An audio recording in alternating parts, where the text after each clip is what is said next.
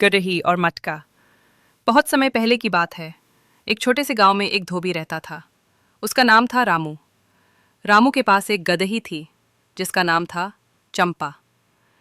रामू रोज गांव के लोगों के कपड़े धोने के लिए नदी पर ले जाता था और चंपा उन कपड़ों को ढोने का काम करती थी। चंपा बहुत सीधी सादी और मेहनती गदही थी, लेकिन रामू कभी उसकी तारीफ नहीं करता था। उल्टा, अगर वह थोड़ी देर आराम भी कर लेती तो उसे डांट देता।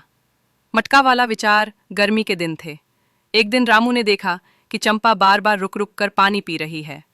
उसे समझ आ गया कि धूप बहुत तेज है और चंपा को प्यास ज्यादा लगती है। उसी समय उसके दिमाग में एक विचार आया।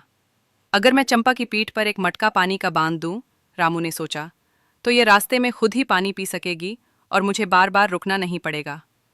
अगले दिन रामू ने एक पुराना मटका लिया, उसमें थोड़ा पानी भरा और चंपा की पीठ पर बांध दिया।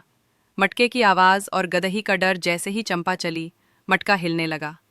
ठक ठक ठक। चंपा को यह आवाज बिल्कुल पसंद नहीं आई। पहले तो उसने ध्यान नहीं दिया, लेकिन जैसे जैसे वह चली, आवाज तेज होती गई। उसे लगा कि कोई भूत या जानवर उसकी पीठ पर बैठा है। डर के मारे वह उछलने लगी, इधर उधर भागने लगी। रामू घबरा गया और चिल्लाने लगा, अरे चंपा, ये तो मका है, भूत नहीं। लेकिन चंपा कहाँ सुनने वाली थी।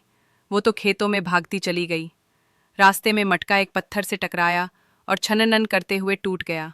चंपा की राहत और रामू की सीख। जब मटका टूट गया तो चंपा ने चैन की सांस ली। अब कोई अजीब आवाज नहीं आ रही थी। वह शांति से खड़ी हो गई और रामू की तरफ देखा, जैसे कह रही हो, अब समझे। रामू मुस्कुराया और बोला, ठीक है चंपा, अगली बार तुझसे पूछकर ही कुछ नया करूंगा। उस दिन के बाद रामू ने कभी कोई मटका नहीं बांधा और चंपा फिर कभी डर कर नहीं भागी।